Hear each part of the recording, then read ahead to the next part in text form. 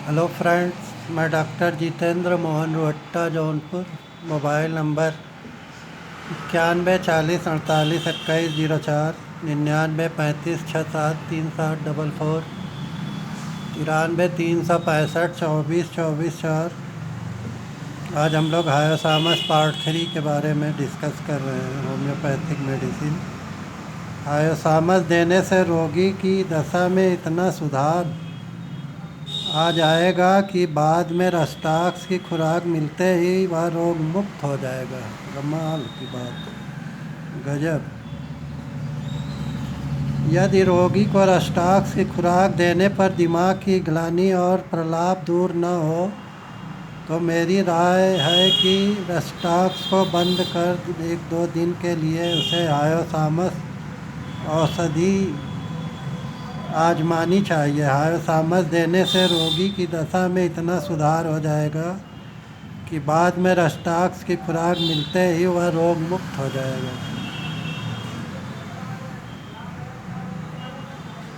हनेमन ने इसी प्रकार ज्वर में ब्राइनिया 200 और रस्टाक्स 200 और हायोसामस 200 अदल बदल कर आधे आधे घंटे पर देने से इस्तेमाल करने की राय दी है।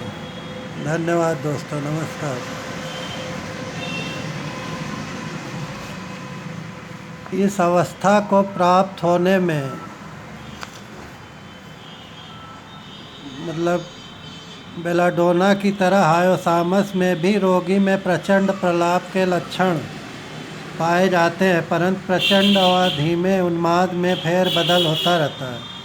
इसके विपरीत बेलाडोना का प्रलाप बराबर तेज बना रहता है। बेलाडोना का शायद ही कोई ऐसा रोगी मिले जिसमें धीमे प्रलाप का लक्षण दृष्टिगोचर हो, जबकि हायोसामस में 99% रोगी ऐसे प्रलाप से पीड़ित रहते हैं जो घटता बढ़ता रहता है और इसी प्रक्रिया में कभी कभी प्रचंड रूप धारण कर लेता है। बेलाडोना के रोगी का चेहरा भी खूब तमतमाया हुआ लाल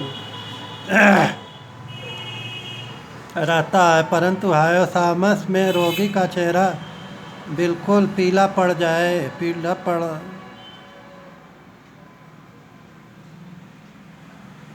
जाता है तथा धंसा हुआ प्रतीत होता है। हायोसामस में रोगी बहुत कमजोरी महसूस करता है और यह कमजोरी बराबर बढ़ती ही जाती है। इसी कमजोरी के कारण प्रचंड प्रलाप की अवस्था अधिक देर तक नहीं रहती। बेलाडोना और स्ट्रामोनियम में ऐसा नहीं होता है।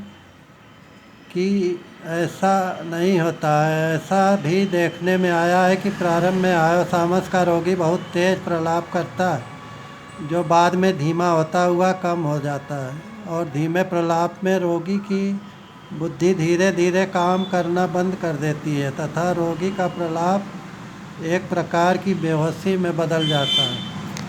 कभी कभी तो यह बेहोशी इतना गहरा रूप धारण कर लेती है कि चिकित्सक यह फैसला नहीं कर पाते हैं कि रोगी को हायोसामस देना उपयुक्त होगा या ओपियम 200 देना।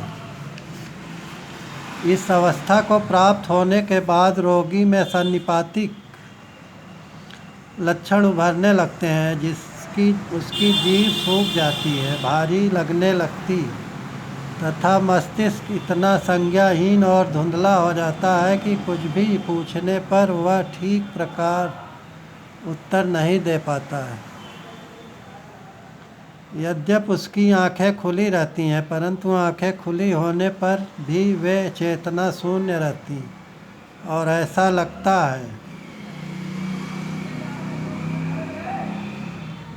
मानो रोगी टकटकी बांध कर कमरे की चीज़ों को घूर रहा है। उसे कमरे में रुई के फाहे तैरते नजर आते हैं,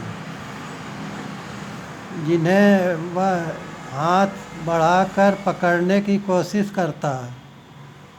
यह अपने बिस्तर के कपड़े, तकिया इत्यादि नोचने लगता है तथा मन ही मन कुछ बुदबुदाता रहता है, पागलों की तरह। उसके दांतों का पर गंदगी जम जाती है, उसका निचला हनु लटक जाता है, निचला ओठ, तथा पेशाब और पखाना अपने आप निकल जाता है ओपियम 200 की तरह। रोगी का शरीर और मस्तिष्क दोनों बुरी तरह अवसन्न हो उठते हैं। उसमें ओपियम 200 देने से ओहायोसामस और ब्राइनिया रस्टाक्स 200 देने से बारी बारी से आधे आधे घंटे पे बहुत जल्दी रोग ख़त्म हो जाता है।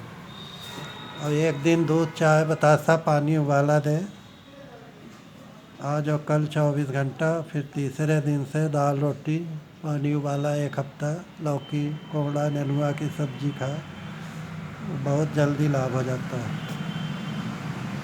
यह एक चमत्कारिक दवा है, परंतु बेलाडोना की तरह इसका प्रभाव क्षेत्र विस्तृत नहीं है। धन्यवाद दोस्तों, नमस्कार।